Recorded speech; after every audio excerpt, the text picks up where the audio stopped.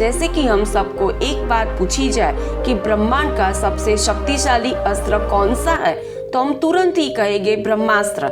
ऐसा इसलिए होता है क्योंकि रामायण और महाभारत की कथाएं जो हमने टीवी में देखी है या सुनी है, उसमें हमें बार बार ब्रह्मास्त्र की बातें सुनने में आई है। सबसे पहले हमारे ग्रंथों में ब्रह्मास्त्र सहित जिन अस्त्रों का मुख्य उल्लेख है, वह सभी अस्त्रों के बारे में हम आज आपको सच्चाई बताएंगे।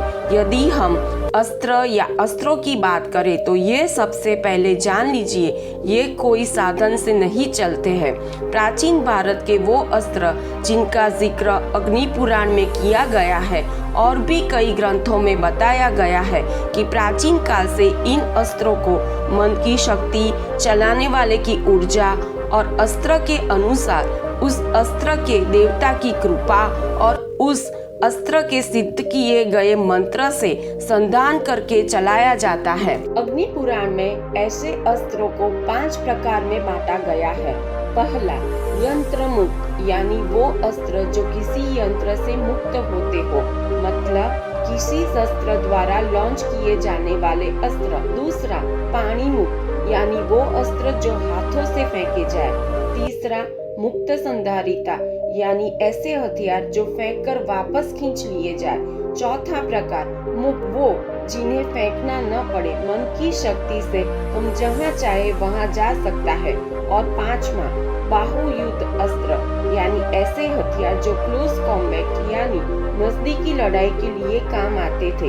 इन पांचों का अंतर भी समझाया गया है और उनके बारे में विस्तृत विज्ञान को भी बताया गया है। बात करेंगे अब उन सभी अस्त्रों की और इसमें भी सबसे शक्तिशाली अस्त्र कौन से है उसकी भी। अग्नियास्त्र, यानी वो अस्त्र जो आग निकलता है, इसे किसी सामान्य तरीके से बुझाया नहीं जा सकता।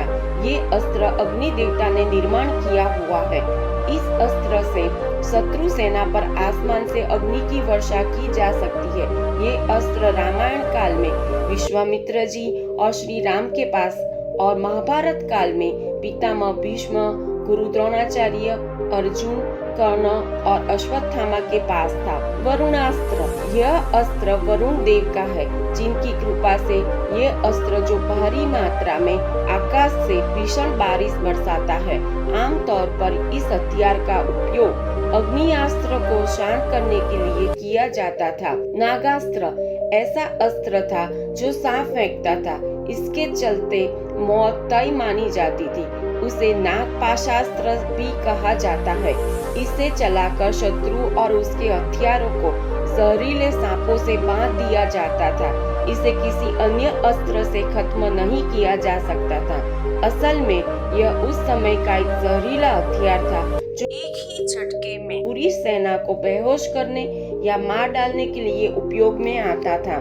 रामायण के युद्ध में भगवान श्री राम और लक्ष्मण को इसी नागपाशास्त्र से बांधा गया था। इंद्रास्त्र, ये अस्त्र इंद्रदेव का है।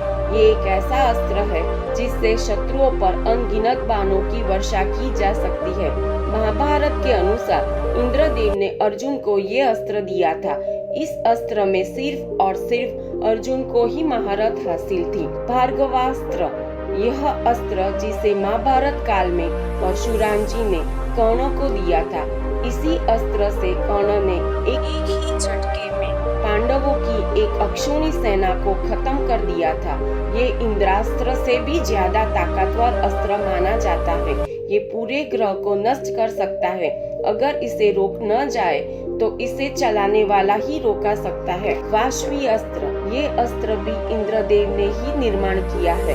हम महाभारत की ये बात जानते हैं कि इंद्रदेव ने धोखे से कर्ण से उनके कवच और कुंडल लिए थे, लेकिन ये सिर्फ आधी कहानी है। इसके बाद क्या हुआ ये बहुत कम लोग जानते हैं।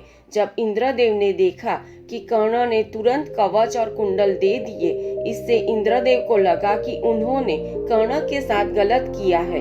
इसीलिए उन्होंने कर्ण को वास्तविक शक्ति प्रदान की। ये ऐसा अस्त्र था जिसका नाम लेके शत्रु पर छोड़ा जाए तो शत्रु कितना भी ताकतवर क्यों न हो, उसकी मृत्यु तय है। लेकिन उसकी एक शर्त थी, ये अस्त्र सिर्फ एक बार इस्तेमाल किया जा सकता था। इससे अर्जुन की मृत्यु इसी अस्त्र अस्त्र से होने वाली थी, लेकिन भगवान श्री कृष्ण ने ऐसी युद्ध नीति रचाई कि कर्णों को ना चाहते हुए भी वास्तविक शक्ति का उपयोग भीम के पुत्र घटोत्कच पर इस्तेमाल करना पड़ा। दोस्तों, इसी प्रकार हमारी संस्कृति में ऐसे गजब के अस्त्र शस्त्र आविष्कार किए थे, शायद कहीं न कहीं वो आज भी हो सकते हैं, ऐसा हमारा मानना है। आप क्या मानते हैं ये भी बताइए। आगे हम आपको दूसरे वीडियो में ब्रह्मास्त्र के साथ और गजब के अस्त्रों के बारे में खुलकर बताएंगे। इसी प्रकार भारत के इतिहास की महत्वपूर्ण जानकारी जानने के लिए हमारे चैनल को सब्सक्राइब कीजिए। धन्यवाद।